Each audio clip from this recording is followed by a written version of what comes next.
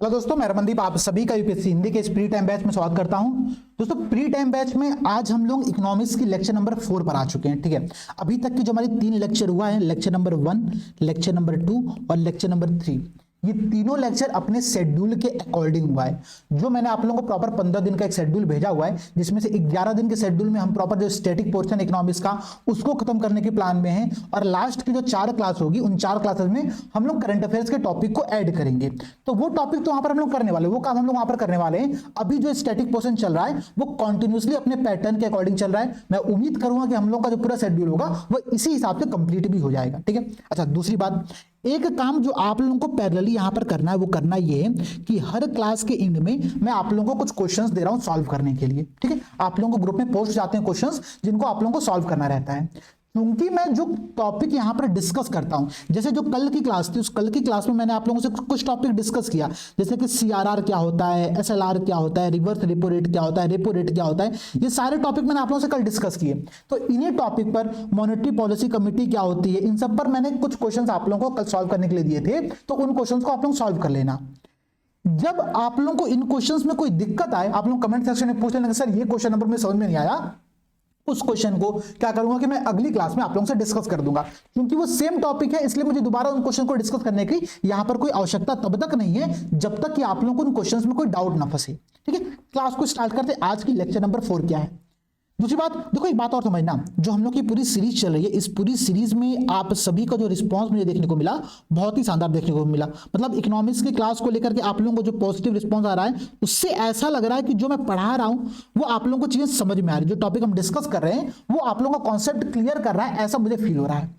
तो सबसे अच्छी बात यहां पर ये, इसका मतलब कि जिस पैटर्न को मैं अभी तक फॉलो कर रहा हूं उसी पैटर्न को आने वाली हर क्लास में मैं फॉलो करूंगा, ताकि आप लोगों का प्री टाइम बैच बहुत ही शानदार तरीके से खत्म हो जाए और आप सभी का जो रिवीजन होना है, प्रॉपर सिस्टम, पूरा जो सिलेबस आप लोगों का रिवीजन होना है, वो रिवीजन भी आप लोगों का उसी क्रम में हो जाए।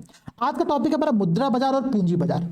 आप कहोगे सर ये क्या आपने लिख दिया, मुद्रा बाजार और पूंजी बाजार क्या होता है? तो इंग्लिश मीडियम में क्या कहते हैं भाई, money market and capital market, money market and capital market. ठीक है, आपको सर मनी और कैपिटल लगभग तो सेम ही चीज होती है। एग्जैक्टली, बात समझना, मनी मार्केट और कैपिटल मार्केट अलग अलग क्या होता है, उसका सिंपल सा मतलब ये है कि जब लोग गरीब होते हैं तो किसकी बात करते हैं, मनी की बात करते हैं। थोड़े से अमीर होते हैं किसकी बात करते हैं, कैपिटल की बात करते हैं। ठीक है, तो जो मनी मार्केट होगा, जो मनी मार्केट होगा, जब किसी भी संस्थान को, कौन संस्थान होगी अभी मैं डिस्कस करूंगा, लेकिन जब किसी संस्थान को कम अवधि का, कम टेन्योर का लोन लेना होगा, ऋण लेना होगा, तो उस ऋण लेने की और देने की जो प्रक्रिया होती है कम टेन्योर के लिए, उसको हम लोग मनी मार्केट के अंतर्गत संचालित करते हैं। जैसे आपके घर के अगल बगल में कोई मार्केट होता है ना, जहां पर हम लोग क्या करते हैं, कुछ सामान लेने गए, कुछ सामान बेचने गए, ये भी एक प्रकार का मार्केट है, मनी मार्केट है।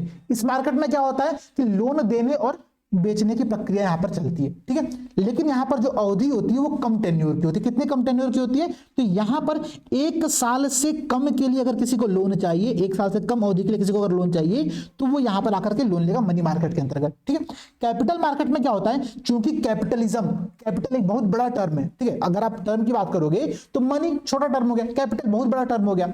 लगता है ना कि कुछ अंतर, जो भावार्थ में जो लगते हैं अंतर आप लोगों को, वो अंतर यही होते हैं। तो याद इसी प्रकार से करना है, कैपिटल का कुछ बड़ी चीज है। तो यहां पर जो लोन होगा वो 1 साल से ज्यादा के लिए मिलता है। यहां पर जो लोन मिलता है वो 1 साल से ज्यादा के लिए मिलता है। ये बात यहां पर आप लोगों को ध्यान में रखनी है। ठीक है, 365 दिन से ज्यादा के लिए अगर किसी संस्थान को लोन लेना होगा तो कैपिटल मार्केट से लोन लेता है।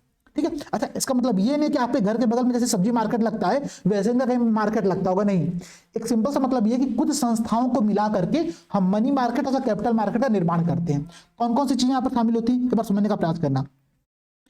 जैसे गवर्नमेंट की तरफ से जो आरबीआई होती है ना, वो यहां पर होती है मनी मार्केट और कैपिटल मार्केट दोनों में ही। ठीक है, और समझना भाई, भारत में शामिल जितने भी बैंक होते हैं, जितने भी कार्यरत भारत में बैंक होते हैं, वो आपके मनी मार्केट और कैपिटल मार्केट में आते हैं। यहां पर बस एक डिफरेंस ये होता है कि जो आरआरबी होता है, ठीक है, जो क्षेत्रीय ग्रामीण बैंक होते हैं, रूरल जो रीजनल बैंक होते हैं, वो क्या होते हैं आपके, वो मनी मार्केट में शामिल होते हैं, लेकिन जो कैपिटल मार्केट होता है वो यहां पर शामिल नहीं होते हैं। याद करने का तरीका बता रहा हूं, ध्यान रखना। चूंकि ये क्षेत्रीय ग्रामीण बैंक है, छोटी चीज है, तो छोटी चीज कहां पर होगी, मनी मार्केट में।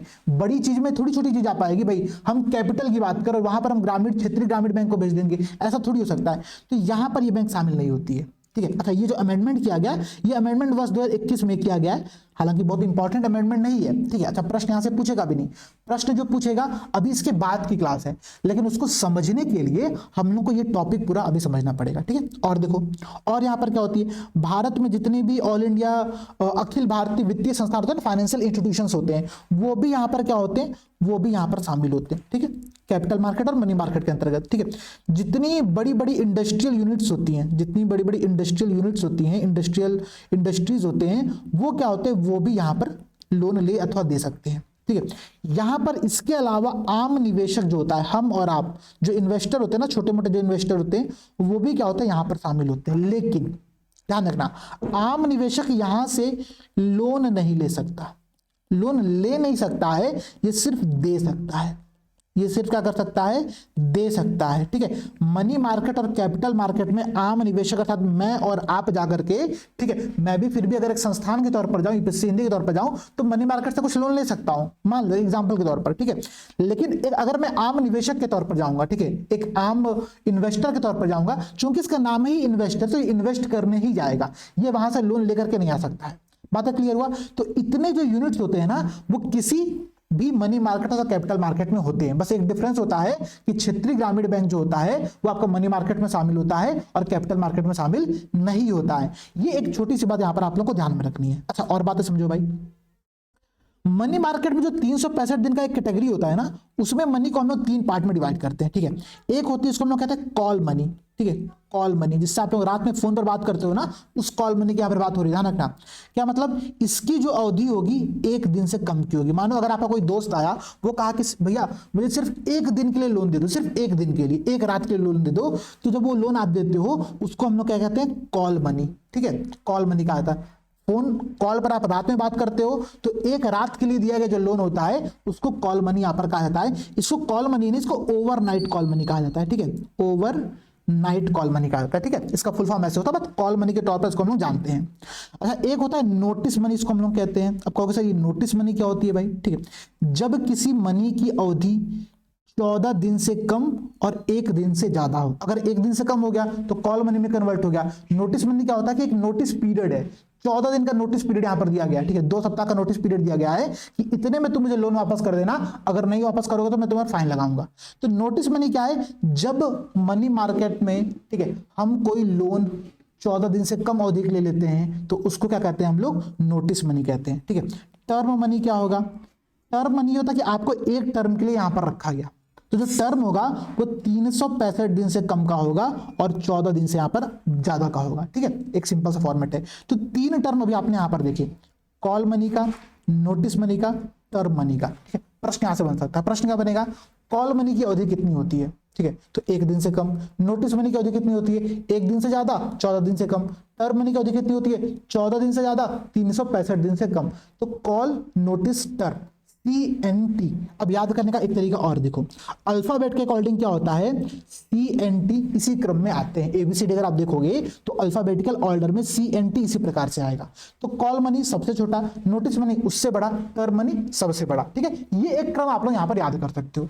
याद करने का एक प्रीलिम्स का मैंने आप लोगों को ट्रिक बता दिया, देख लेना। अच्छा, जैसे ऐसे बहुत से लोग अभी ऐसे भी है ना, कुछ लोग ऐसे हो क्या, कमेंट सेक्शन में और मुझे बताना, कि जिन्होंने इकोनॉमिक्स को पहली बार पढ़ा है या फिर इससे पहले उन्होंने इकोनॉमिक्स पढ़ी है लेकिन कुछ समझ में नहीं आया है, क्या उनको भी ये क्लास समझ में आ रही है कि नहीं समझ में आ रही है, एक बार कमेंट में जरूर बताना। आप में से बहुत से लोग ऐसे होंगे जिन्होंने ना तो 11th में इकोनॉमिक्स पढ़ी होगी, ना तो 12th में इकोनॉमिक्स पढ़ी होगी और ना तो ग्रेजुएशन में इकोनॉमिक्स पढ़ी होगी, वो इकोनॉमिक्स यहां पर पहली बार पढ़ रहे होंगे, ठीक है। जो व्यक्ति यहां पर पहली बार इकोनॉमिक्स पढ़ रहा है, एक बार कमेंट में जरूर बताना कि क्या उसको मेरी क्लास समझ में आ रही है कि नहीं आ रही है, ये पूरा लेक्चर समझ में आ रहा है कि नहीं आ रहा है, या फिर अगर आपने इससे पहले कभी इकोनॉमिक्स पढ़ी भी है तो आपको समझ में ना आई हो, फिर भी अगर ये लेक्चर आपको समझ में आ रहा है तो बताना जरूर। अच्छा, अगर समझ में नहीं भी आ रहा है तो भी बताना कि सर मैंने कभी इकोनॉमिक्स नहीं पढ़ा, पूरी बात बताना, ये नहीं कि सिर्फ समझ में नहीं आ रहा है सर, ठीक है, ऐसा नहीं, पूरी बात बताना कि सर मेरे साथ दिक्कत ये है, मुझे इसी समझ में नहीं आ रही है, तो मैं फिर आपको गाइड करूंगा कि कैसे पढ़ना है और क्या यहाँ पर इंप्रूवमेंट करना है, आप लोगों को क्या चीज यहाँ पर एडिशनल देखनी है वो मैं आप लोगों को बताऊंगा, ठीक है। तो एक बार कमेंट में बताना जरूर इस बारे में। अच्छा, और देखो भाई यहाँ पर कुछ बातें हम लोग और देखते हैं अभी पैरेलली, ठीक है। पैरेलली हम लोग ये देखते हैं, इसके बाद हम लोग को कुछ यहाँ पर देखना था कि इस मनी मार्केट में क्या होता है ना,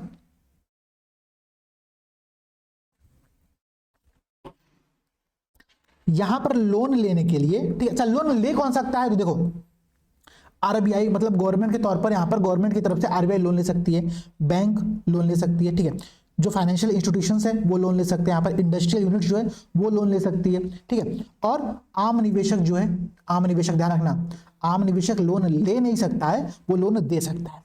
जब भी कोई व्यक्ति यहाँ पर लोन लेगा, व्यक्ति मतलब कोई भी इनमें संस्थान, ध्यान रखना, कंफ्यूज बिल्कुल मत होना, ठीक है। कोई लोन लेगा तो जनरली क्या होता है कि हमको एक कोलेट्रल जमा करना पड़ता है, एक कुछ चीज अपनी गिरवी रखनी पड़ती है, ठीक है। अच्छा, जो चीज हमको गिरवी रखनी पड़ती है, वो गिरवी जो हम चीज रखते हैं ना, उसकी यहाँ पर जनरली जरूरत नहीं पड़ती है। यहां पर लोन आपकी क्रेडिट के अकॉर्डिंग मिलता है। जैसे आपकी अगर मार्केट में वैल्यू अच्छी है, पता है भाई ये जो फलाना व्यक्ति है वो आईएएस बन चुका है, ठीक है। तब आईएएस बन चुका है भाई, तो पैसा तो वापस करबे करेगा, जाएगा कहां पर, अगर उसके अंदर थोड़ी बहुत ईमानदारी होगी तो। या फिर अगर ऐसा एक मार्केट में सिस्टम बना हुआ कि हाँ भाई ये व्यक्ति है, इससे पहले इसने 4 बार लोन और लिया हुआ है और वो चारों बार लोन इसने प्रॉपर तौर पर चुका दिया है, ठीक है, तो एक मार्केट में क्रेडिट और बना हुआ है, ठीक है। तो अगर इन क्रेडिट को देखते हुए क्या होता है कि मनी मार्केट में लोन दिया जाता है और यहां पर किसी भी प्रकार की गिरवी की या फिर कोलेट्रल की आवश्यकता बिल्कुल नहीं पड़ती। ये बात आप लोग यहां पर ध्यान में रखना, ठीक है। एक पॉइंट और यहां पर समझो, ठीक है। जो यहां पर लोन होता है वो बोरोवर की छवि के आधार पर होता है। जैसे मानो अगर एक कंपनी है, उस कंपनी को लोन चाहिए तो उस कंपनी की जितनी क्रेडिबिलिटी मार्केट में बनी होगी, ठीक है। जैसे आपका कोई दोस्त आपके पास आया लोन लेने के लिए कि भैया मुझे 1000 रुपए दे दो, मुझे बहुत जरूरी काम है, अपनी गर्लफ्रेंड को डेट पर लेकर के जाना है, ठीक है। आप क्या कहोगे, आप सोचोगे यार इसको मैंने पिछली बार दिया था कर्जा तो उसने चुका तो दिया था तुरंत, ठीक है, उसने जिस दिन बोला था उस दिन मुझे पैसा लेकर वापस कर दिया था। तो आप कहोगे ठीक है यार ले लो, तुम मेरे दोस्त हो, ले लो, अगली बार जब तुम बोल रहे हो तब मुझे लाके पैसा वापस कर देना। आपको पता है क्योंकि इसने पिछली बार पैसा वापस कर दिया था।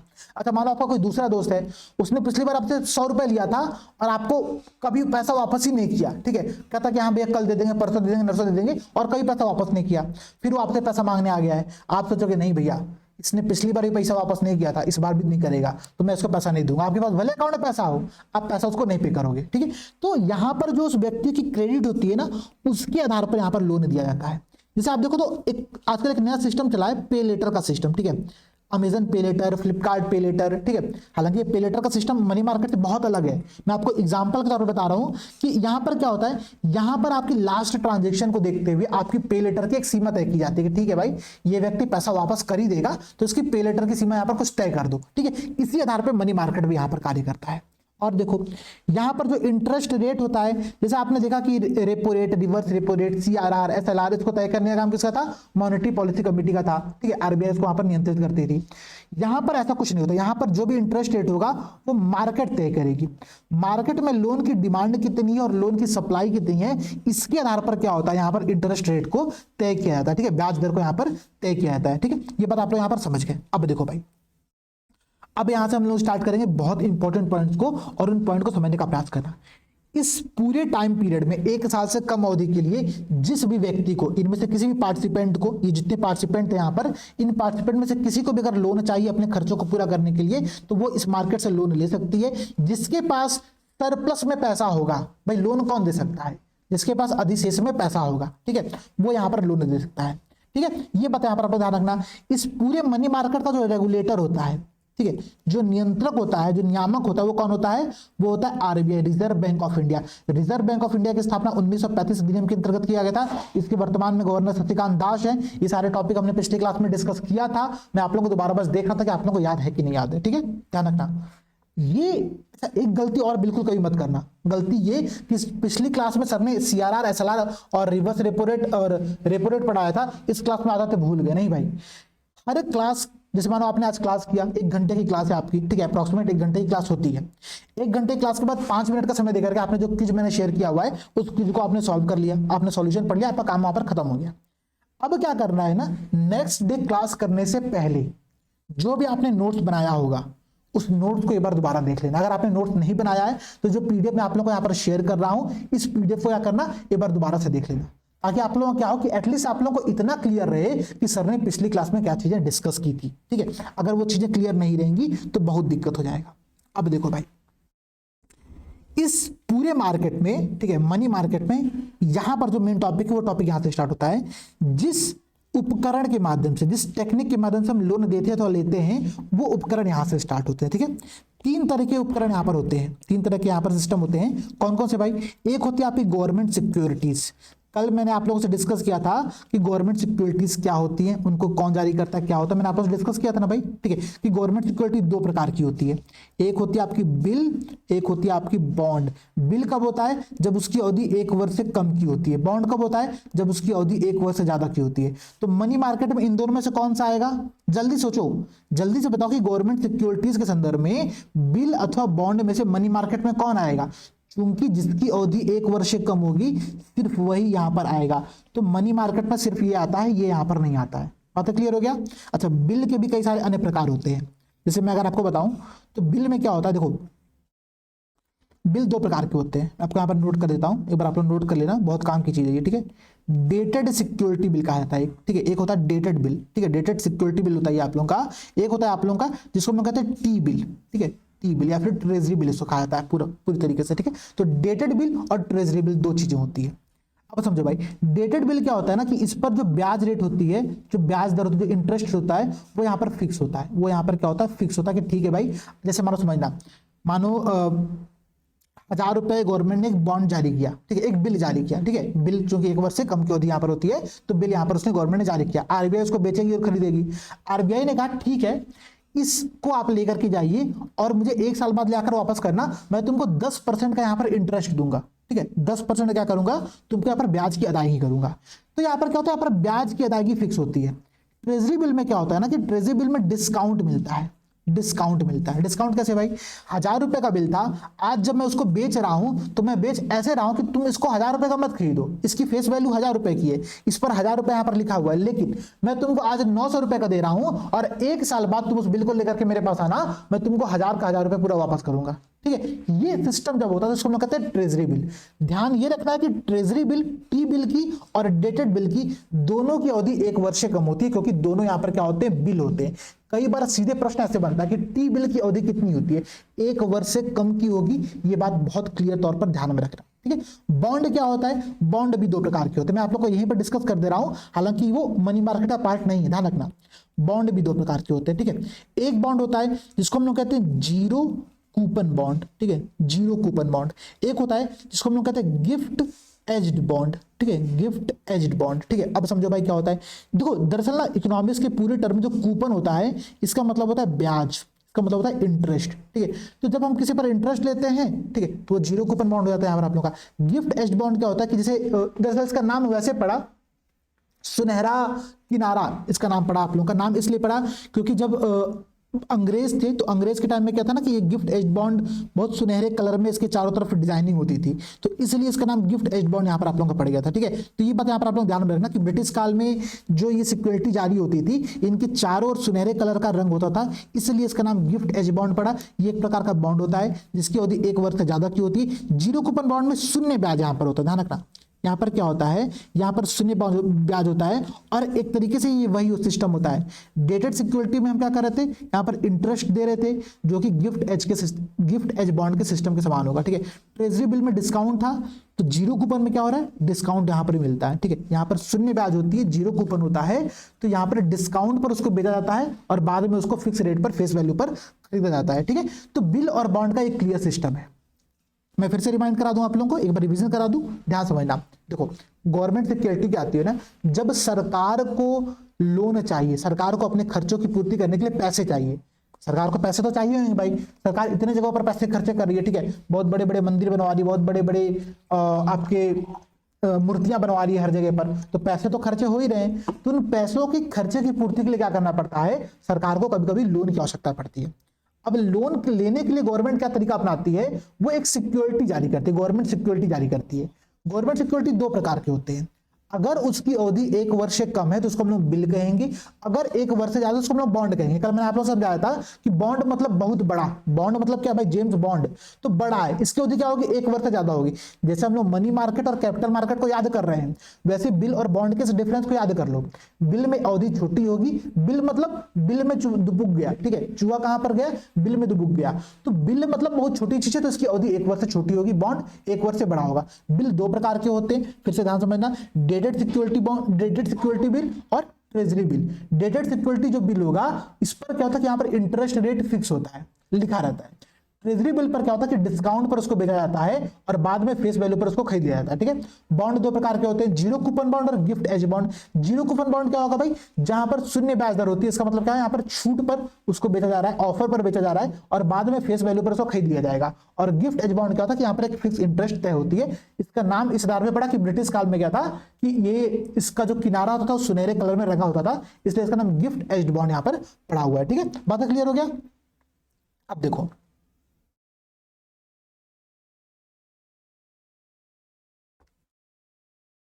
मैंने उम्मीद किया कि आप लोगों को चीजें समझ में आ जाए। ठीक है, अगर समझ में आ गई तो बहुत अच्छी बात है, और नहीं समझ में आया तो कमेंट में बताना, फिर देखते हैं क्या करते हैं। ठीक है, चलिए। हालांकि थोड़ा बहुत अगर आप लोग एफर्ट करोगे ना, अगर जैसे देखो एक बात समझना, अगर कोई चीज आपको यहाँ पर समझ में नहीं आ रही है तो एक बार क्लास को दोबारा से देख लो। ठीक है, क्लास को दोबारा से देख लो, क्योंकि क्लास इंपॉर्टेंट तो बहुत है।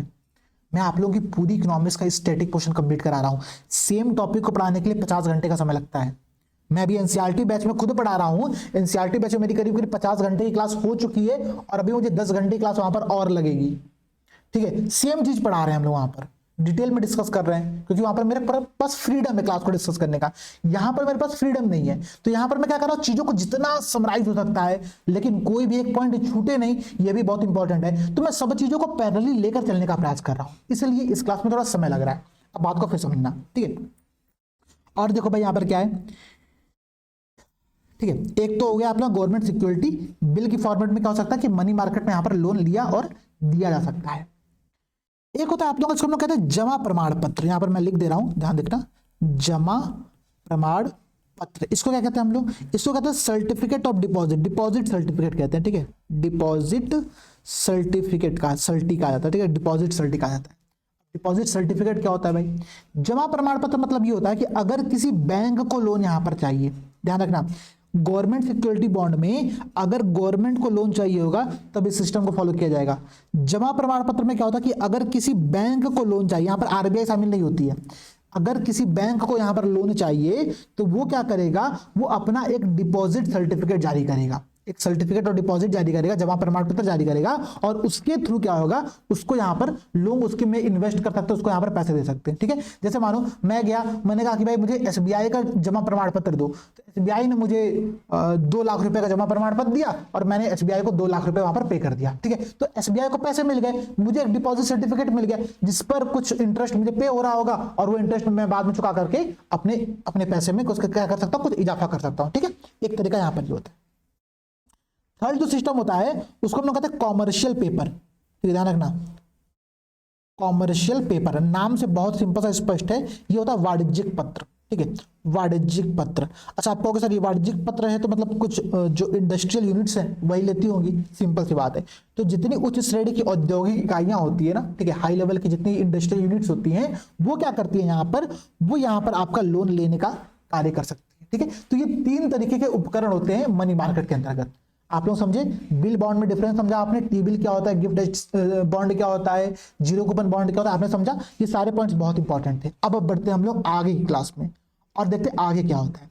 यहां पर अगर आप थोड़ा कुछ दिमाग लगाओगे ना, जैसे कल मैंने आप लोगों से बताया था कि क्या होता है कि एसएलआर में हम जो बैंक होती है वो गवर्नमेंट सिक्योरिटी को भी रख सकती है। ठीक है, गवर्नमेंट सिक्योरिटी में आप ध्यान दो तो जनरली क्या होता है ना कि जो बिल में जो ट्रेजरी बिल का जो कॉन्सेप्ट होता है ना, उस ट्रेजरी बिल को ही क्या करती है बैंक जनरली अपने यहां पर रखती है, क्योंकि उनको यहां पर अच्छा खासा फायदा दिखता है।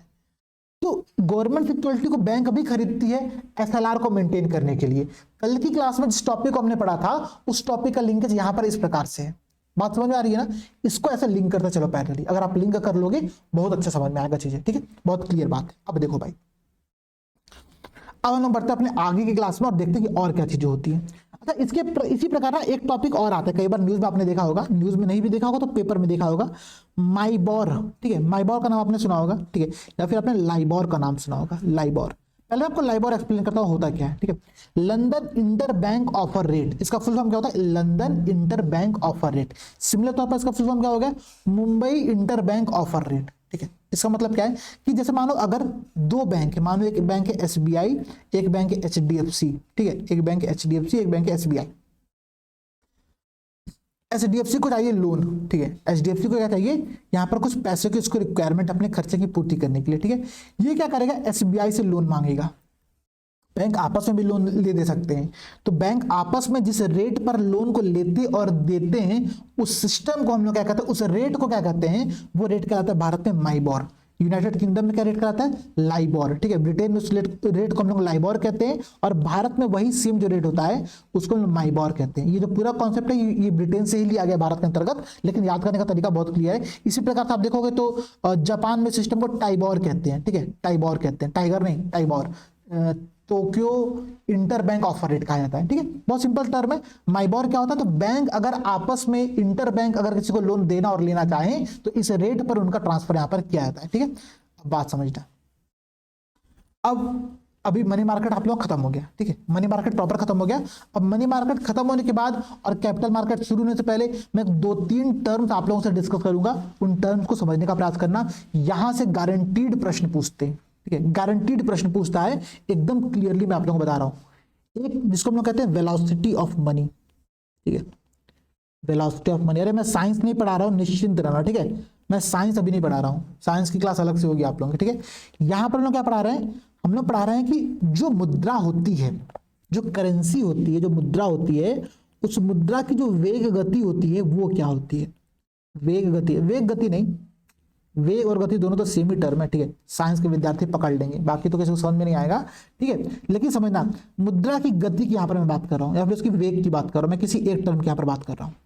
आप कहोगे सर ये वेलोसिटी ऑफ मनी क्या हो गया। अच्छा ये बताओ, आप में से कुछ लोग अगर जॉब करते होंगे तो ठीक है, महीने की 31 तारीख को 30 तारीख को आपके अकाउंट में पैसे आते होंगे। ठीक है, और जैसे जैसे 1 तारीख के बाद आपका दिन बीतता होगा ना, उस सैलरीड अकाउंट में से क्या होता होगा, पैसे भागना शुरू करते होंगे, तुरंत तुरंत पैसे भागना शुरू करते होंगे और बहुत तेजी से भागते होंगे। ठीक है,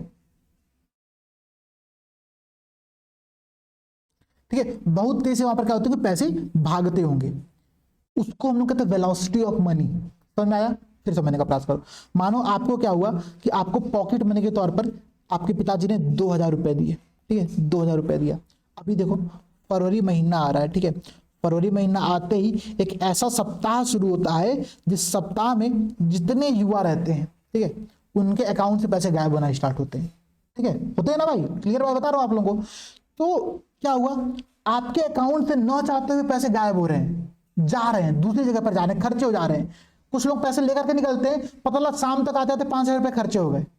तो जो चीजें होती है उसको हम लोग कहते हैं वेलोसिटी ऑफ मनी। बहुत सिंपल टर्म है, लेकिन समझने का फिर से प्रयास करना। देखो अर्थव्यवस्था में ना, अर्थव्यवस्था में, इकोनॉमिक्स, पूरे किसी एक जनरल इकोनॉमिक सिस्टम में सिर्फ कैश का होना या करेंसी का होना उसके डेवलपमेंट का सूचक नहीं है। ध्यान रखना, मार्केट में अगर कैश है, मार्केट में अगर पर्याप्त धनराशि है तो सिर्फ वो डेवलपमेंट का या फिर इकोनॉमिक ग्रोथ का सूचक हो, ये सोचना मूर्खता होगी। क्यों मूर्खता होगी भाई, क्योंकि सिर्फ कैश होने से अगर डेवलपमेंट होता, आप बताओ जब नोटबंदी हमारे प्रधानमंत्री जी ने किया, ठीक है, हमारे प्रधानमंत्री जी जब नोटबंदी किया, ठीक है, तो हम लोग के घर में जितनी महिलाएं हैं ना, जैसे मेरी माता जी हो गई, मेरी दादी जी हो गई, ठीक है, उन लोग के अकाउंट में क्या, उनके तिजोरियों में से पैसा निकलना प्रारंभ हुआ। ठीक है, वो कहीं कहीं कपड़ों के बीच में दबा करके पैसा रखा हुआ था, 500 के नोट, ठीक है, कहीं पर 1-1000 के नोट वहां पर पहले रखे हुए थे छुपा छुपा करके। उसकी कोई वैल्यू है क्या मार्केट में, नहीं वैल्यू है। उन्होंने 10 साल से मानो उस पैसे को रखा हुआ, उसकी कोई वैल्यू नहीं। तो सिर्फ कैश का होना, करेंसी का होना, मनी का होना मार्केट में डेवलपमेंट का सूचक नहीं होता है, उसका फ्लो इंपॉर्टेंट होता है। अगर यही 500 या 1000 रुपए वो कहीं और इन्वेस्ट किए होते, कहीं पर सोना ले लिया होता उन्होंने या फिर कहीं जमीन ले ली होती, तो उसका क्या होता, कुछ ना कुछ प्रॉफिट दिख रहा होता, इकोनॉमिक ग्रोथ हो रही होती। तो करेंसी का होना कभी भी आर्थिक समृद्धि का सूचक नहीं होता है। आर्थिक समृद्धि का मतलब यह होता है कि आप उसका प्रयोग कैसे कर रहे हो, आप उसको कितना तेजी से सर्कुलेट कर रहे हो मार्केट के अंतर्गत। तो वेलोसिटी ऑफ मनी इसीलिए बहुत इंपॉर्टेंट टर्म होता है कि कैसे एक हाथ से दूसरे हाथ में करेंसी प्रवाहित होती है, इसको हम लोग कहते हैं वेलोसिटी ऑफ मनी। जिस रेट से प्रवाहित होती है उसको हम लोग वेलोसिटी ऑफ मनी यहां पर कहते हैं। ये सिंपल टर्म है, इसको आप यहां पर याद कर सकते हो। ठीक है, कि मुद्रा गति यहां पर क्या होती है। बातें क्लियर हो गया। अब देखो भाई, अब बातें यहां पर और समझो, ये बात आप लोगों को यहां पर क्लियर हो गया। अब देखो भाई, हम लोग आगे बढ़ते हैं। एक टर्म यहां पर और है, वो टर्म भी बहुत इंपॉर्टेंट है। ठीक है, टर्म क्या है, उसको हम लोग कहते हैं तरलता। ठीक है, या फिर हम लोग कहते हैं लिक्विडिटी। लिक्विडिटी क्या होती है, मतलब मार्केट में कितना कैश फ्लो हो रहा है, इसको हम लोग लिक्विडिटी या तरलता के नाम से जानते हैं। आप अवश्य ये तो हमने पढ़ा हुआ है, अब फिर से क्यों पढ़ा रहे हो। मैंने तरलता पढ़ा हुआ, तरलता के जो प्रकार होते हैं, तरलता को स्टडी करने का जो तरीका होता है, उस पर यहाँ पर हम लोग डिस्कस करने वाले हैं। देखो, कोई भी जो सेंट्रल बैंक होते हैं ना किसी भी कंट्री के अंतर्गत, ठीक है, किसी भी सिस्टम के अंतर्गत जो सेंट्रल बैंक होते हैं, जैसे भारत में आरबीआई है, उसकी भूमिका ये होती है कि वो मार्केट में कितना पैसा है उसको पता रहे। जैसे भारत की आरबीआई को पता होगा कि भारत में अभी समाज में कितना कैश फ्लो हो रहा है, उसको पता होगा, लेकिन वो कैश किस फॉर्मेट में फ्लो हो रहा है ये नहीं पता होता है, कि वो कैश उपभोक्ताओं के पास है, या फिर वो कैश बैंक के पास जमा है, या फिर वो कैश कहीं और पर जमा है। उसको स्टडी करने का जो तरीका होता है ना, उसके लिए मनी को हम लोग कई कैटेगरी में डिवाइड करते हैं, ठीक है। जैसे कि ध्यान देना, हम लोग जो कैटेगरी बनाते हैं, एक होता है M0, M1, M2, M3 और M4। आप लोग कमेंट कर बताना कि सर ये टॉपिक आपने पहले से कोई पढ़ा है कि नहीं पढ़ा है, जल्दी से बताना आप लोग, ठीक है, कि M0, M1, M2, M3, M4 ये जो कैटेगरी होती है, कैटेगरी आपने इससे पहले कभी पढ़ी है कि नहीं पढ़ी है। देखो यहां समझना, M0 का मतलब क्या हुआ, M0 का मतलब कि आम लोग, ठीक है, जो पब्लिक है, ठीक है, जो पब्लिक है, उस पब्लिक के पास कितना करेंसी नोट या फिर सिक्का है, उसकी यहाँ पर बात की जा रही है, ठीक है। जो करेंसी और क्वाइन जो पब्लिक के पास होता है, मतलब जो पब्लिक के पास जो कैश होता है उसकी बात हो रही है। इसके साथ ही साथ आरबीआई के पास जितना पैसा है, ठीक है, आरबीआई के पास जितना पैसा है उसकी यहाँ पर बात की जा रही है। इसको हम लोग M0 के टर्म में दिखाते हैं। इसको हम लोग क्या करते हैं, M0 के टर्म में दिखाते हैं। अच्छा, इसी टर्म को, अच्छा इसके बाद और पहले आगे बढ़ते हैं। M1 क्या होता है समझो। M1 मतलब कि M0 में, ठीक है, जो पब्लिक के पास जो पैसा था, जो आरबीआई के पास जो पैसा था, इनको मर्ज कर दिया तो M0 बन गया। M0 में अगर हम बैंकों के पास, जो बैंक के पास, ठीक है, जो डिमांड डिपॉजिट है, डिमांड डिपॉजिट क्या होता है, कल मैंने आप लोगों से डिस्कस किया था, ठीक है, सेविंग अकाउंट और करेंट अकाउंट के जो पैसे होते हैं उसको हम लोग डिमांड डिपॉजिट के अंतर्गत शामिल करते हैं, ठीक है, सेविंग अकाउंट और करेंट अकाउंट के जो पैसे होते हैं। तो बैंकों के जो डिमांड डिपॉजिट होते हैं वो क्या होता है, वो आपका M1 के साथ आ जाता है, वो M1 के अंतर्गत आता है जब हम उसमें M0 को ऐड कर देते हैं, ठीक है, बात क्लियर हो गया। M2 को समझो क्या होता है। M2 मतलब क्या कि M1 में, ठीक है, इसी M1 में जब हम पोस्ट ऑफिस, ठीक है, पोस्ट ऑफिस के खातों में उपस्थित जमा राशि को यहां पर जोड़ दें, ठीक है, तो पोस्ट ऑफिस के सेविंग डिपॉजिट में जितने भी पैसे होंगे उनको जब यहां पर आप ऐड कर देते हो, ठीक है, तो वो क्या हो जाता है, वो M2 कहलाता है।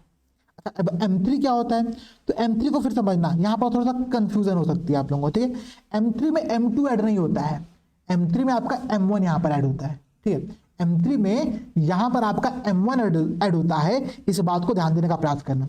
यहां पर आपने देखा था कि M1 में क्या था कि M0 प्लस बैंक की डिमांड डिपॉजिट थी, ठीक है, यहां पर क्या है कि यहां पर M1 प्लस बैंक की, ठीक है, जो टाइम डिपॉजिट है, जो टाइम अथवा जो टर्म डिपॉजिट होता है ना, ठीक है, जैसे कि फिक्स डिपॉजिट और रिकरिंग डिपॉजिट, ठीक है, आरडी और एफडी, कल हमने सब डिस्कस किया था।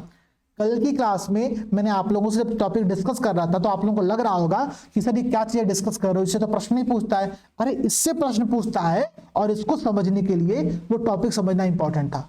बातें क्लियर हो रही है कि नहीं, बातें दिमाग में घुस रही होंगी, ऐसा मैं उम्मीद कर रहा हूं आप लोगों से, ठीक है। अच्छा, बाकी एक बात और समझना, देखो इकोनॉमिक्स है तो टफ सब्जेक्ट, मतलब मैं मानता हूं कि इकोनॉमिक्स टफ है।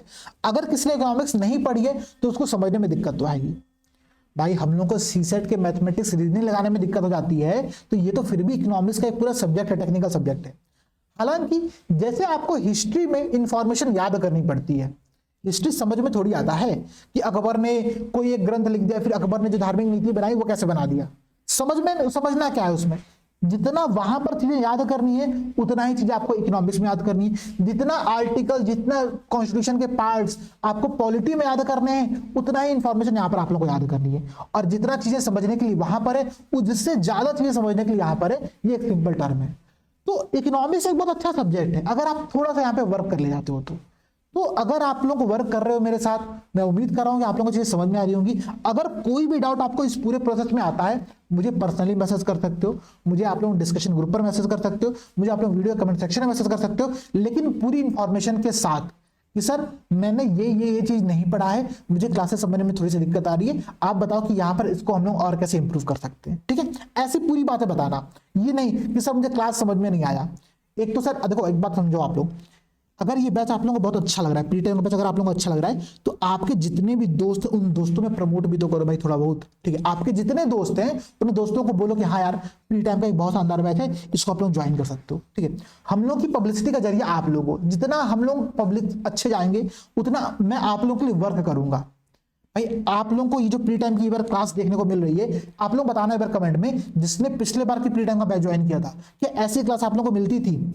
एक एक पॉइंट पर डिटेल डिस्कशन मैं कर रहा हूं आप लोगों से, एक एक पॉइंट पर, चाहे क्लास कितनी भी लंबी बन जाए, मैं डिटेल डिस्कशन करूंगा। जो शेड्यूल मैंने डिसाइड किया हुआ है वो शेड्यूल पे मैं क्लास पूरी करूंगा, मतलब पूरी करूंगा, बाकी जो होगा देखा जाएगा, ठीक है। तो हमारे प्रमोशन का कॉन्सेप्ट आप लोगों को, तो प्रमोशन आप लोगों को करनी है, एकदम निश्चिंत होकर करो, ठीक है। थोड़ा प्रमोट करते रहो कि हाँ भाई सर लोग अच्छा पढ़ा रहे हैं। एक बार आप लोग क्लासेस करके देख सकते हो, सैंपल क्लासेस ऑलरेडी अपलोडेड है ग्रुप पे हर जगह पे, तो आप लोग सैंपल क्लासेस अपने दोस्तों को शेयर कर सकते हो। पेड क्लासेस में शेयर करने लगना कि सर ने तो कहा था कि अपने दोस्तों क्लास शेयर कर दो, तो मैंने सारे लिंक शेयर कर दिए, नहीं भाई, सिर्फ पब्लिक वीडियो जो यूट्यूब पर ऑलरेडी अपलोडेड है फ्री वाली, उनको ही शेयर करना। बाकी आप लोग ने ज्वाइन किया, आप लोग करते रहो क्लास को, ठीक है। देखो M4 क्या होता है भाई, ठीक है। M4 मतलब क्या होता है कि यहां पर M3 में, बात फिर समझना, कंफ्यूजन आप लोगों को हो सकती है, मैं आप लोगों को क्लियर कर दे रहा हूं कंफ्यूजन।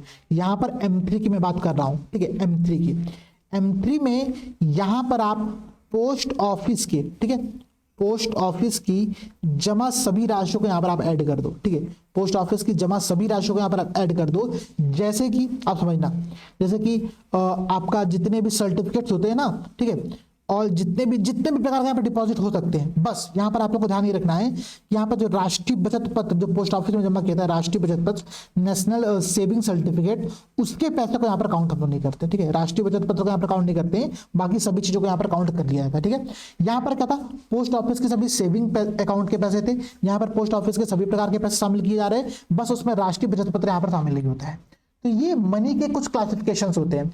अब अगर आरबीआई को ये पता करना है कि कितना पैसा कहां पर है, तो वो कैलकुलेट बस ये करेगा कि M0 कहां पर है, M1 कितना है, M2 कितना है, M3 कितना है, M4 कितना है, और वो कैलकुलेट करके एक जनरल आइडिया लगा लेगा कि हाँ भाई इतना पैसा पोस्ट ऑफिस में पड़ा हुआ है, या फिर इतना पैसा आपका डिमांड डिपॉजिट में पड़ा हुआ है, इतना पैसा टाइम डिपॉजिट में पड़ा हुआ है, या फिर इतना पैसा पब्लिक के पास कैश के फॉर्म में पड़ा हुआ है। एक बहुत जनरल आइडिया यहाँ पर लग जाता है।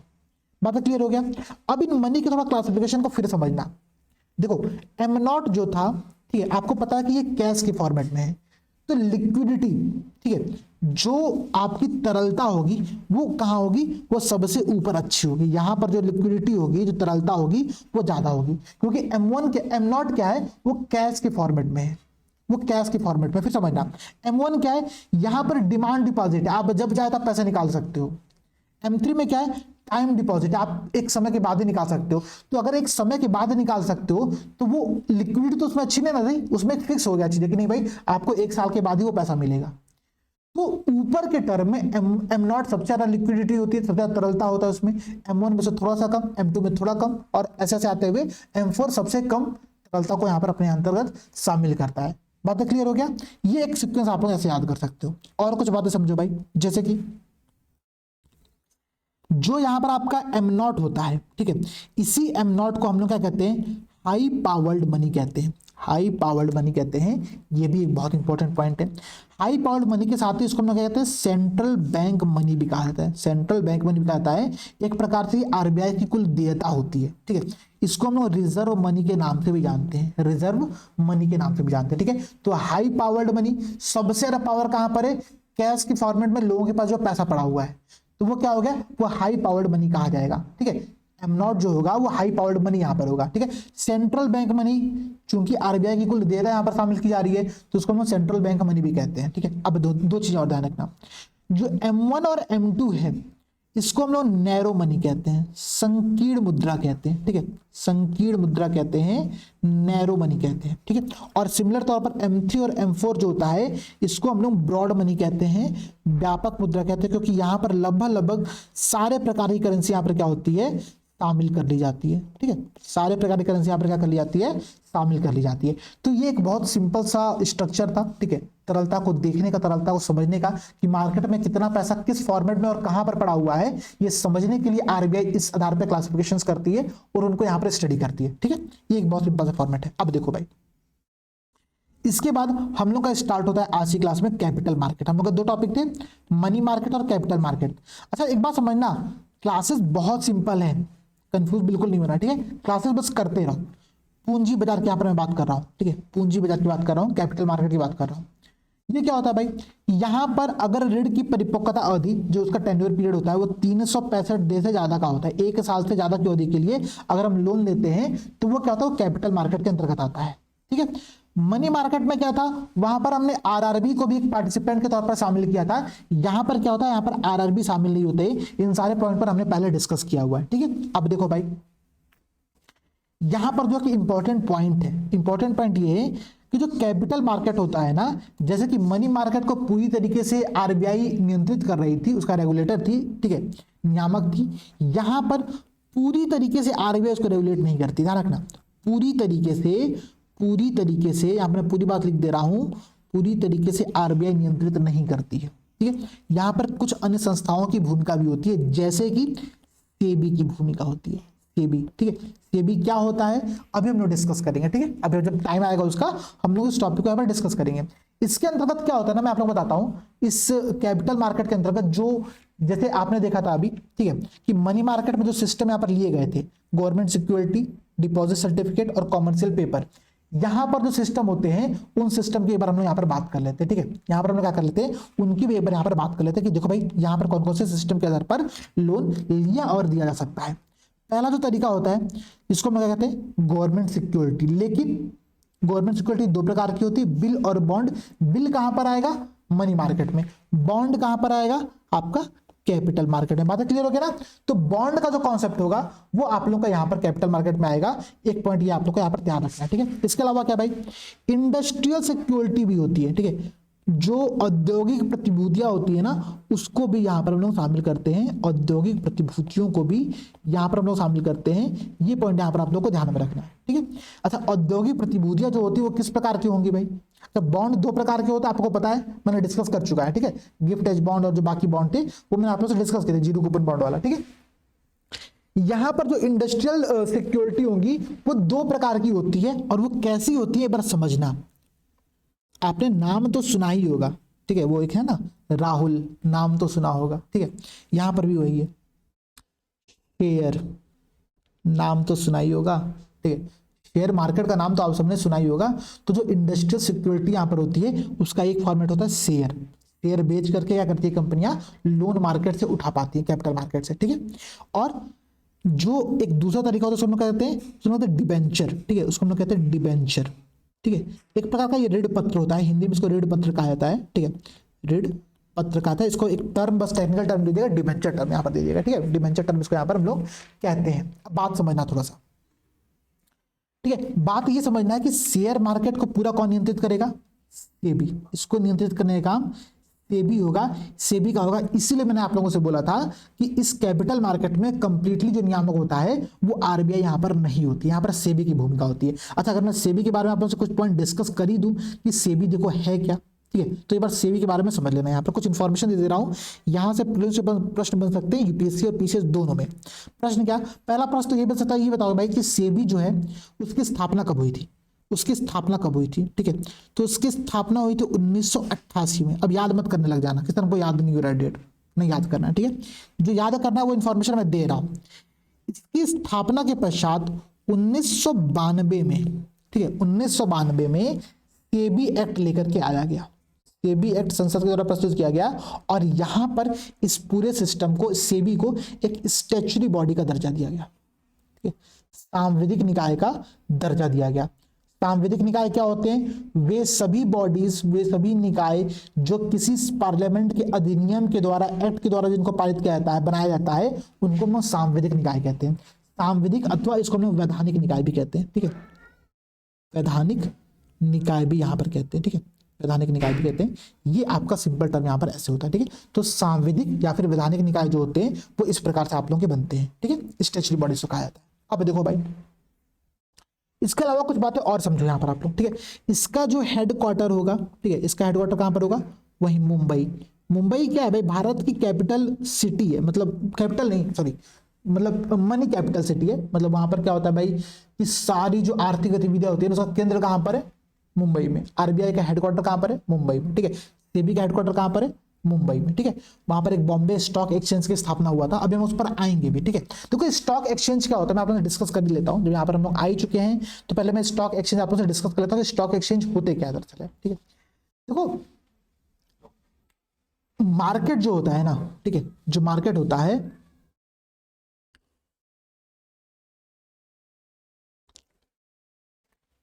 मैं समझाना तो जा रहा हूं आप लोगों को कि जैसे मानो कंपनी है, ठीक है, वो कंपनी अपने शेयर को बेचना चाहती है, ठीक है। वो चाहती है कि भाई हम कुछ पैसा मार्केट से कलेक्ट करके लेकर के अपने पास आए।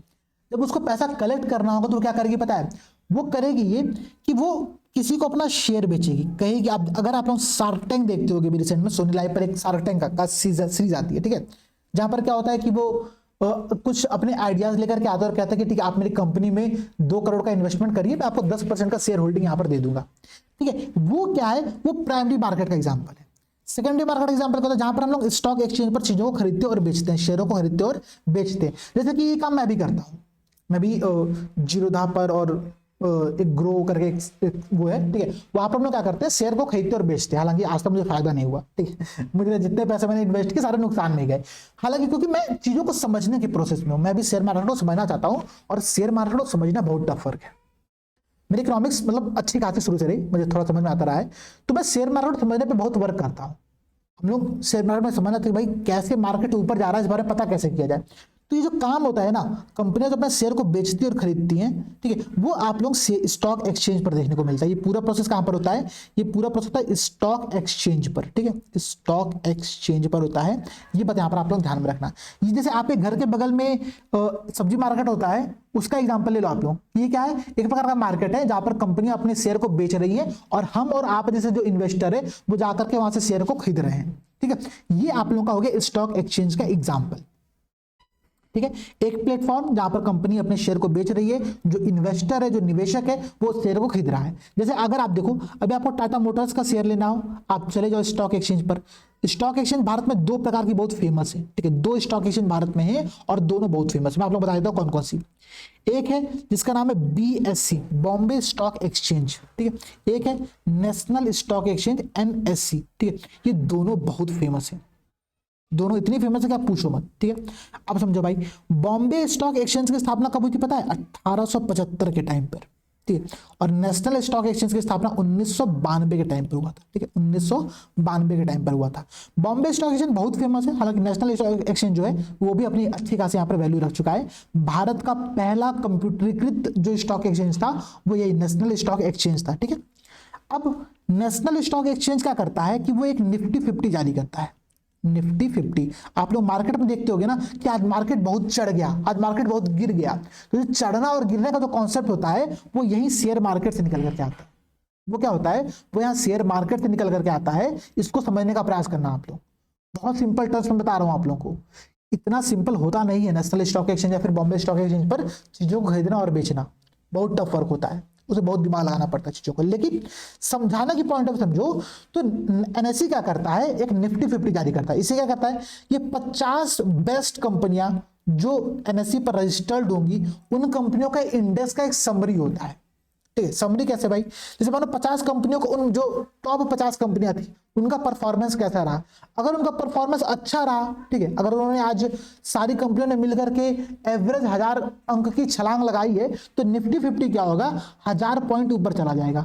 और 1000 पॉइंट ऊपर जाने का मतलब क्या है कि जिसने भी निफ्टी 50 का शेयर खरीदा होगा, ठीक है, निफ्टी 50 का भी एक शेयर होता है, जिसने उसका शेयर खरीदा होगा उसके यहाँ पे 1000 गुना फायदा हो गया, ठीक है, या फिर 1000 पॉइंट फायदा हो गया, ठीक है, 1000 गुना नहीं 1000 पॉइंट यहाँ पर फायदा हो गया। अच्छा दूसरी बात, 1000 पॉइंट फायदा ये एक अलग चीज है और यही मार्केट का पूरा इंडिकेटर होता है कि मार्केट कितना ऊपर गया कितना नीचे आया। सिमिलर तौर पर बॉम्बे स्टॉक एक्सचेंज पर क्या होता है, यहाँ पर सेंसेक्स होता है। आपने सेंसेक्स का नाम भी सुना होगा, बहुत फेमस है सेंसेक्स, कि आज सेंसेक्स 100 अंक को ऊपर चला गया, आज सेंसेक्स 1000 पॉइंट नीचे चला गया, मार्केट में जितने निवेशक थे सब बर्बाद हो गए, ठीक है। सब तरफ खून ही खून है। खून खून का मतलब ये होता है, देखो इकोनॉमिक्स के टर्म में, शेयर मार्केट के टर्म में जो खून का मतलब होता है कि जब आप कभी शेयर मार्केट का एप्लीकेशन खोलोगे ना तो वहां पर लॉस जो होता है ना उसको रेड कलर से दिखाया जाता है। तो खून का कहने का मतलब ये नहीं कि वहां पे वास्तव में खून खराबा मचा दिया, नहीं, उसका मतलब है कि वहां पे हर जगह रेड रेड रेड चीजें दिख रही है तो खून खराबा मचा हुआ है, लोगों की खून पसीने की कमाई क्या हो गई, घाटे में चली गई। अच्छा शेयर मार्केट का एक बहुत सिंपल रूल और है, बात समझना, बहुत सिंपल रूल है कि अगर फलाना ए व्यक्ति को फायदा हो रहा है तो सिंपल सी बात है किसी ना किसी बी व्यक्ति को यहां पर नुकसान हुआ होगा। अगर मार्केट में दो इन्वेस्टर हैं, एक को फायदा हो रहा है तो उसका मतलब सिंपल सा लॉजिकल मतलब है कि किसी ना किसी बी व्यक्ति को नुकसान हुआ होगा और उसके ही नुकसान से इसको यहां पर फायदा होता है। तो मार्केट में ये सोचकर तो कभी जाना ही मत कि मुझे फायदा ही फायदा होगा, नहीं भाई, यहां पर फायदा होता है लेकिन नुकसान भी होता है। आपको दोनों चीजों को मैनेज करने यहां पर आना चाहिए, ठीक है। तो ये बहुत बेसिक कॉन्सेप्ट था। सेंसेक्स में क्या होता है, इसमें 30 जो बेस्ट कंपनियां होती हैं, जो 30 जो बेस्ट कंपनियां होती हैं उनको यहां पर शामिल किया था, ठीक है। 30 बेस्ट कंपनियों को यहां पर हम शामिल करते हैं और उनके आधार पर क्या करते हैं, हम सेंसेक्स को डिसाइड करते हैं, ठीक है। ये बात क्लियर थी। इसमें दो चीजें और समझना, शेयर बाजार का जो वर्गीकरण होता है ना वो दो प्रकार का होता है, ठीक है। एक होता है आप लोगों का प्राइमरी मार्केट, जिसको हम लोग कहते हैं, ठीक है, प्राइमरी मार्केट कहते हैं, मैं आप लोगों ने डिस्कस कर ही रहा था अभी, ठीक है। और एक होता है आप लोगों का सेकेंडरी मार्केट, ठीक है, सेकेंडरी मार्केट, प्राइमरी मार्केट और सेकेंडरी मार्केट। प्राइमरी मार्केट क्या होता है कि जब एक कंपनी स्टॉक एक्सचेंज के बिना, हम लोग स्टॉक एक्सचेंज की जो बात कर रहे थे ये सेकेंडरी मार्केट का सीन था, और उसमें मैंने आप लोगों को बताया था कि ये प्राइमरी मार्केट में क्या होता है, प्राथमिक बाजार में क्या होता है कि यहां पर स्टॉक एक्सचेंज के बिना जब कोई कंपनी अपने इच्छुक इन्वेस्टर्स को शेयर बेच देती है, जैसे कि शार्क टैंक में गया, आपने देखा ना शार्क टैंक पे, मैं वही बता रहा था, शार्क टैंक में गया और वहां पर जो वो अश्लील ग्रोवर की क्या नाम है उनका, अश्लील ग्रोवर, जो भी नाम है इसके लिए क्लियर नहीं है, ठीक है, उनको हमने शेयर बेच दिया मानो, ठीक है। तो वो क्या, वो बिना स्टॉक एक्सचेंज के हुआ है, तो इस सिस्टम को क्या कहते हैं, ये प्राइमरी मार्केट का सिस्टम कहलाता है, ठीक है। इसमें 3-4 टर्म आते हैं, समझना। एक होता है आप सब लोग कहते हैं इनिशियल पब्लिक ऑफरिंग, ठीक है, इनिशियल पब्लिक ऑफरिंग होता है, ठीक है, और राइट इश्यूज होते हैं, बहुत सारी अन्य चीजें होती है, हालांकि ये बहुत डिटेल चीजें, इसको पढ़ने की आप लोगों को आवश्यकता नहीं है, ठीक है, बस एक नाम ध्यान में रखना। सेकेंडरी मार्केट में क्या होता है कि यहां पर क्या होता है कि जब आप किसी इच्छुक निवेशक को अपने शेयर बेचते हो और उसके लिए प्लेटफॉर्म के तौर पर आप किसी स्टॉक एक्सचेंज का प्रयोग करते हो, तो सेकेंडरी मार्केट सिस्टम यहाँ पर आप लोगों का कहलाता है, सेकेंडरी मार्केट सिस्टम यहाँ पर आप लोगों का कहलाता है। शेयर मार्केट में दो टर्म आप लोग और सुनते होंगे, ठीक है, एक होता है इसको हम कहते हैं तेजड़िया, ठीक है, तेजड़िया। कहोगे सर ये क्या आप बताने लगे, बुल, अरे बुल देखियो ना, बुल बुल जैसे उठा करके मारता है, ठीक है, बुल। एक होता है आप लोगों का जिसको हम कहते हैं मंदड़िया, ठीक है, मंदड़िया, इसको हम कहते हैं बियर। बुल और बियर, तेजड़िया और मंदड़िया, ये दो टर्म और होते हैं, आपने नाम जरूर सुना होगा। अगर आप न्यूज़पेपर देखते हो, अगर आप रेगुलर चीजों को देखते रहते हो तो आपने तेजड़िया मंदड़िया का नाम सुना होगा। अगर नहीं भी नाम सुना होगा, आप देखा करो, जैसे मानो जब बजट रिलीज होता है ना, जब देश का बजट आता है तो उस समय शेयर मार्केट बहुत बुरी तरीके से प्रभावित होता है, बुरी तरीके से फिर अच्छे तरीके से, लेकिन बहुत बड़े लेवल पर उसमें कुछ ना कुछ इंपैक्ट वहां पर पड़ता है, ठीक है। अगर बजट बहुत अच्छा रहा, बहुत प्रोग्रेसिव बजट रहा, तो क्या होगा, शेयर मार्केट बहुत अच्छा आगे भागेगा, और अगर वो अच्छा नहीं रहा तो क्या होगा, नीचे जाएगा। तेजड़िया जो होते हैं ना, जो बुल होते हैं, वो बहुत आशावादी होते हैं, बहुत ऑप्टिमिस्टिक होते हैं। उनको ऐसा लगता है यार कि मार्केट जो है ना वो आगे ही जाएगा, पीछे तो जाएगा ही नहीं। एकदम हम मान के चल रहे हैं कि मार्केट क्या है, वो आगे ही जाएगा, और ये बाजार की तेजी में भरोसा रखते हैं। मतलब इनको पता है कि अगर हम कोई कंपनी का शेयर खरीदेंगे तो हमको फायदा ही देगा। इस सिस्टम वाले क्या कहते हैं हम लोग, तेजड़िया कहते हैं। ये लोग क्या करते हैं कि मार्केट से शेयर खरीदना स्टार्ट करते हैं। अब बात समझना, जैसे मानो टाटा मोटर्स का 100 शेयर मार्केट में लॉन्च किया गया, एग्जांपल दे रहा हूं आप लोगों को, 100 शेयर 100 शेयर मार्केट में लॉन्च किया गया। अब जो तेजड़िया उन्होंने डिमांड करना प्रारंभ किया, ठीक है, अच्छा मानो 10 तेजड़िया मार्केट में थे, 10 जो बुल थे वो मार्केट में थे। आप लोग देखते हो ना, वो बुल और बियर का फोटो बनता है, कभी कभी आप न्यूज़पेपर में देखा करो तो बुल का फोटो बनता है कि बुल नीचे गिर गया है, फिर बुल नीचे उठ गया, तो वो यही सिस्टम था, वो यही रिप्रेजेंट कर रहा होता है, ठीक है। मानो 10 तेजड़िया मार्केट में थे, सबने कहा कि हम भी 100 शेयर खरीद लेते हैं। अब डिमांड कितने की हो गई, 1000 शेयर की। मार्केट में कितना शेयर था, 100 शेयर। डिमांड और सप्लाई में जब गैप होता तो क्या होता है, प्राइस बढ़ती है। बहुत basic law, class lecture number 1, ठीक है, कि डिमांड और सप्लाई में गेन होगा जब गैप होगा, ठीक है। डिमांड ज्यादा है, सप्लाई कम है, तो क्या होगा, उस वस्तु की प्राइस बढ़ेगी, नॉर्मल लॉजिक है। तो क्या होगा, इसकी प्राइस बढ़ना स्टार्ट होती है, इसका जो फेस वैल्यू होता है वो बढ़ना स्टार्ट होता है, ठीक है। इस टाटा मोटर्स ने कहा था कि हम 400 रुपए में अपना एक शेयर बेचेंगे। अब क्योंकि डिमांड बढ़ गया है, और डिमांड इस कदर बढ़ गया कि सारे जो शेयर होल्डर हैं, जो तेजड़िया हैं, बुल हैं, वो कह रहे हैं कि हम इसको 800 रुपए में भी खरीदने को तैयार है। तो आप देखो एक ही दिन में क्या हो गया, शेयर की प्राइस बहुत तेजी से बढ़ गया, ठीक है। ये लॉजिक यहां पर लगता है तेजड़ियों का। बुल जो होते हैं वो मार्केट को ऊपर ले जाने के लिए एकदम प्रेरित होते हैं, ठीक है। अभी एक बहुत बड़े इकोनॉमिस्ट है, ठीक है, बुल थे, मुझे उनका नाम ध्यान में नहीं आ रहा, मतलब मेरी बहुत गलती है। अभी प्राइम मिनिस्टर मोदी जी के साथ उनकी एक फोटो भी आई थी, ठीक है, और जिसमें वो बहुत बुजुर्ग थे, तो वो चेयर पर बैठे हुए थे, प्रधानमंत्री मोदी जी बगल में खड़े थे। तो एक बहुत निगेटिव भी कुछ लोगों ने कमेंट किया कि भाई देखो बड़े बड़े बिजनेसमैन के साथ, उद्योगपतियों के सामने वो प्रधानमंत्री खड़े हो गए, अच्छी बात नहीं है। हालांकि ये एक एज डिफरेंस भी तो समझो भाई कि वो व्यक्ति बुजुर्ग है तो उनके सामने वो खड़े हुए हैं, ठीक है। इस लॉजिक को आप समझना है यहाँ पर। अच्छा, मंदड़िया क्या होते हैं? मंदड़िया जो होते हैं भाई, इनका एक नेचर सिंपल सा होता है, ये बहुत निराशावादी होते हैं, एकदम निराशावादी, मतलब जो होते हैं ना घोर निराशावादी, वो ये होते हैं। ये कहता है कि नहीं भाई, मार्केट में तो मंदी आने वाली है, बंदी नहीं मंदी आने वाली है, ठीक है। मार्केट में क्या होने वाला है कि मार्केट डाउन जाएगा ही जाएगा, मार्केट में बहुत बुरी तरीके से मार्केट गिरने वाला है। और ये लोग क्या करते हैं, फिर ये लोग अपने शेयर को बेचना स्टार्ट करते हैं, ठीक है। शेयर को बेचना स्टार्ट करते हैं, इनके पास जो भी शेयर होता है उसको बेचना स्टार्ट करते हैं ताकि इनका घाटा कम हो जाए। तो बुल और बियर, इन दोनों में क्या होता है, शेयर मार्केट में कंपटीशन लगातार चलता रहता है, बहुत बेसिक कंपटीशन रहता है और वो लगातार यहाँ पर चलता रहता है। ये इनका एक बेसिक लॉजिक होता है, ठीक है। बात क्लियर हो गया? ये दो टर्म थे, मैंने आप लोगों को इकोनॉमिक्स के दोनों टर्म बहुत बेसिक तौर पर समझाने का प्रयास किया और मेरा प्रयास यही है कि भाई आप लोगों को चीजें समझ में आ जाए। इसके बाद समझना, अब कुछ की टर्म्स और हैं, जैसे कि एक इनसाइडर ट्रेडिंग, एक टर्म आपने सुना हो, कई बार न्यूज में भी आता है और प्रश्न में भी पूछता है कि इनसाइडर ट्रेडिंग से आप क्या समझते हैं, ठीक है। हाल ही में न्यूज में रहा इनसाइडर ट्रेडिंग क्या है। इसको हम लोग हिंदी में कहते हैं भेदिया कारोबार। भेदिया, घर का भेदी लंका ढाए, ठीक है। नाम सुना आपने ना कि घर का भेदी क्या होता है, लंका को ढहा देता है, भेदिया कारोबार। एग्जांपल और देता हूं आप लोगों को, मानो यूपीएससी हिंदी है, ठीक है। यूपीएससी हिंदी ने डिसाइड किया कि 10 दिन बाद हम क्या करने वाले, कोर्स पर 10% का ऑफर देने वाले, हमने डिसाइड किया मानो, ठीक है। अभी ये बात हमारे इंटरनल ग्रुप में सीमित है। अब किसी ने क्या किया, मानो गौरव सर बहुत मोटिवेट हुए, चले गए एक दिन लाइव और उनकी गलती से उनसे मुंह से निकल गया, गलती यहाँ पर गलती बता रहा हूँ, निकल गया कि ठीक है 10% का ऑफर था, 10% का ऑफर आने वाला है, तो अब लोग क्या करेंगे, इधर कोई कोर्स नहीं खरीदेगा, 10 दिन का लोग वेट करेंगे, ठीक है। अब यही काम अगर कोई व्यक्ति जानबूझकर कर दे तो उसको हम लोग क्या कहते हैं, इनसाइडर ट्रेडिंग कहते हैं। अभी तो आपको यूपीएससी हिंदी में बहुत छोटी सी बात दिख रही होगी, मैं आपको बताता हूँ बड़ी बड़ी बातें कैसे होती है। जैसे मानो दो कंपनियां हैं, कंपनी ए और कंपनी बी, ठीक है। पता ये चला कि कंपनी ए और कंपनी बी में मर्जर होने वाला है।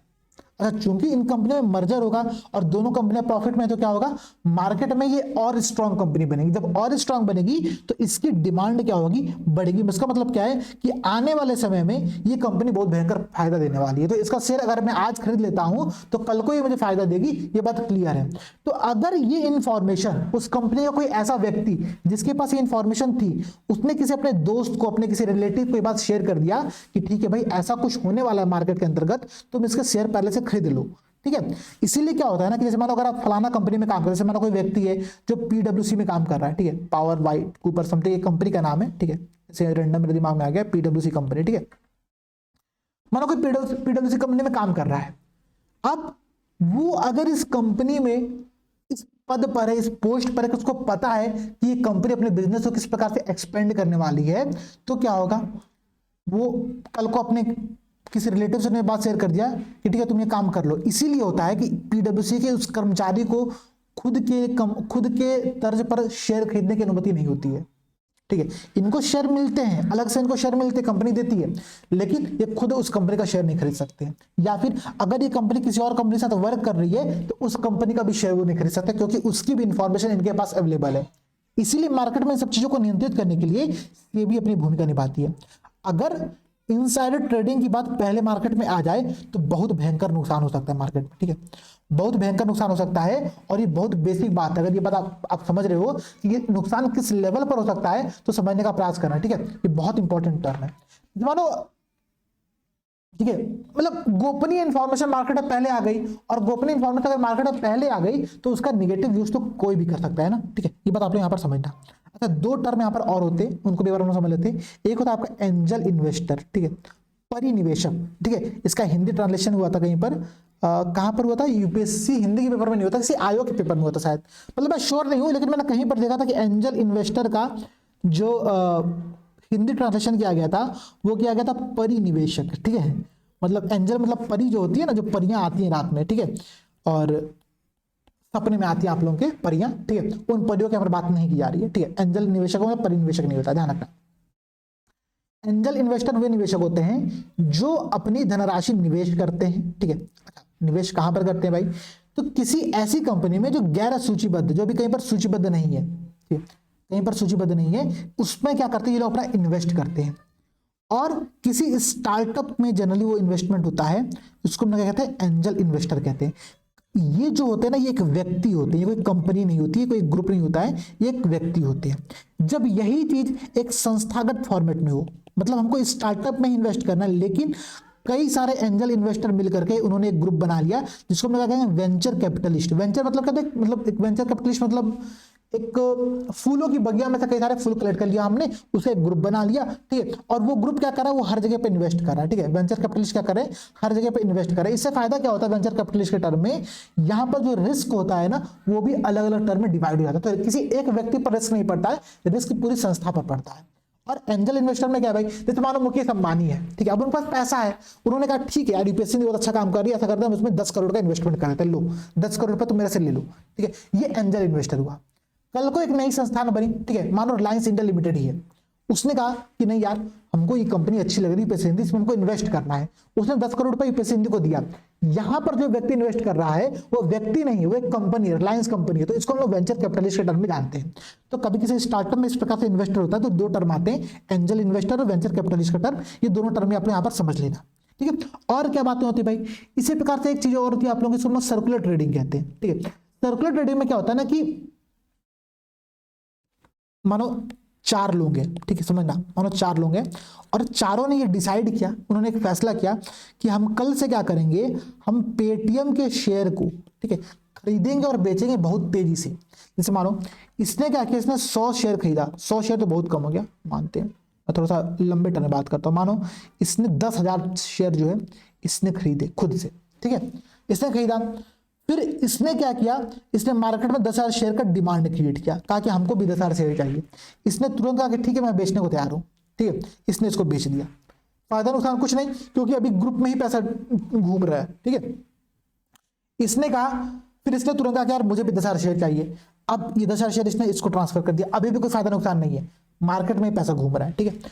फिर इसने कहा यार अब मुझे भी चाहिए शेयर, इसने फिर इसको ट्रांसफर कर दिया। अब ये चीजें क्या हो रही है, मार्केट में हो रही है। अब लोगों को देखने में क्या लग रहा है, यार आज मार्केट में 40,000 पेटीएम का शेयर की डिमांड बढ़ी है, ठीक है।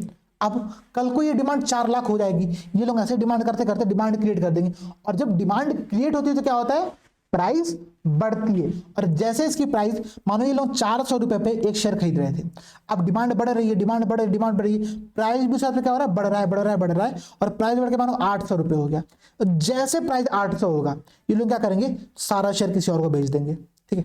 400 में खरीदा था, 800 में बेचा, फायदा यहां पर हो गया, ठीक है। ये जो सिस्टम होता है इसको होता है सर्कुलर ट्रेडिंग, ठीक है, चक्री व्यापार, चक्री ट्रेडिंग, ठीक है। ये भी एक गलत सिस्टम होता है, एक अनएथिकल एक्टिविटी होती है, तो इस पर भी सेबी नियंत्रण रखने का यहाँ पर प्रयास करती है। तो ये कुछ कॉन्सेप्ट है आप लोगों के शेयर मार्केट के, कुछ कॉन्सेप्ट है आप लोगों के stock exchange, liquidity, money market, capital market के। उम्मीद करूंगा कि आप लोगों को टर्म समझ में आ गए होंगे, ठीक है। अच्छा, इन पर जो क्वेश्चंस बनते हैं, जो क्वेश्चंस प्रीवियस में पूछे गए, वो क्वेश्चंस मैं आप लोगों को सेलेक्ट करके आप लोगों के ग्रुप में शेयर करा दूंगा, आज शाम तक भेज दूंगा, तो क्लास के तुरंत भेज दूंगा आप लोगों को। आप लोग क्वेश्चंस दे लेना, उनकी प्रैक्टिस जरूर कर लेना, ये चीजें टर्म याद कर लेना, M0 क्या होता है, M1 क्या होता है, M2 क्या होता है, M3 क्या होता है, M4 क्या होता है। उसके बाद ये जो मैं पीडीएफ आप लोगों को शेयर कर देता हूँ, पीडीएफ को प्रिंट आउट मत निकालो, कोई आवश्यकता नहीं पीडीएफ को प्रिंट आउट निकालने की, ठीक है। आप लोग इसी पे वर्क करते रहो ना, आप लोग एक बार बस देख लो, आपको कुछ बहुत इंपॉर्टेंट पॉइंट लगता है उसको नोट कर लो। जैसे सेबी पे प्रश्न पूछता है कि सेबी एक संवैधानिक निकाय है कि नहीं है, संवैधानिक तो है ही नहीं, सांविधिक निकाय है, ठीक है, स्टेचुटरी बॉडी है, तो याद कर लो 1992 के अधिनियम के आधार पर इसकी स्थापना किया गया था। इसका हेडक्वार्टर कहां पर है, मुंबई में है, ठीक है, ये बहुत इंपॉर्टेंट पॉइंट है, ठीक है। बॉम्बे स्टॉक एक्सचेंज और नेशनल स्टॉक एक्सचेंज में सबसे पुरानी संस्थान कौन सी, ये पॉइंट आप याद कर सकते हो। सेंसेक्स किसका है, तो बॉम्बे स्टॉक एक्सचेंज का। निफ्टी 50 किसकी है, तो नेशनल स्टॉक एक्सचेंज की है, याद कर लो आप लोग, कुछ पॉइंट्स है, ठीक है। प्राइमरी मार्केट क्या होता है, सेकेंडरी मार्केट क्या होता है, बुल और बियर क्या होते हैं, तिजरिया मंदरिया क्या होते हैं, ये पॉइंट यहाँ पर आप लोग याद कर सकते हो। इनसाइडर ट्रेडिंग क्या होती है, ठीक है, एंजल इन्वेस्टर, वेंचर कैपिटलिस्ट क्या होते हैं, ये सारे पॉइंट्स आप लोग यहाँ पर याद कर लेना, ठीक है, बहुत इंपॉर्टेंट टर्म्स है, एग्जाम में प्रश्न पूछता है। और दूसरी बात, इकोनॉमिक्स की पूरी क्लास का रिव्यू आप लोग जरूर शेयर करो, ठीक है, मेरे साथ पर्सनली शेयर करो, वीडियो के कमेंट सेक्शन में शेयर करो, ताकि हम लोग उसको हर जगह पर शेयर कर सके, ठीक है। हमें लगे कि हाँ भाई जो क्लास ली जा रही है वो क्लास आप लोगों को समझ में आ रही है कि नहीं आ रही है, कितना आप लोगों को अच्छा रिस्पांस मिल रहा है, रिवीजन किस लेवल पर हो रहा है, और प्री टाइम वैसे आप लोग कितना फायदा हो रहा है, इसकी प्रॉपर एक आप लोगों को जो भी लगता है ना, 2 लाइन 3 लाइन 4 लाइन में एक कमेंट करके बताओ, ताकि हम लोग को दिखे कि हाँ भाई जो हम लोग मेहनत कर रहे हैं कुछ रिस्पॉन्स हम लोग को भी मिल रहा है, हम लोग का मोटिवेशन थोड़ा सा यहाँ पर हाई हो, ठीक है। चलो मिलते हैं आप लोगों से अगली क्लास में, तब तक के लिए दोस्तों जय हिंद जय भारत। पढ़ाई करते रहना, समय बहुत नजदीक है, एग्जाम अब एकदम आ रहा है, ठीक है, समय बहुत तेजी से भाग रहा है, ठीक है। तो इस समय बुल बनने का काम है, आशावादी बनने का काम है, निराशावादी बिल्कुल मत बनना, ठीक है, बियर मत बनना, आशावादी बनो, रिजल्ट अच्छा आएगा। जय हिंद दोस्तों।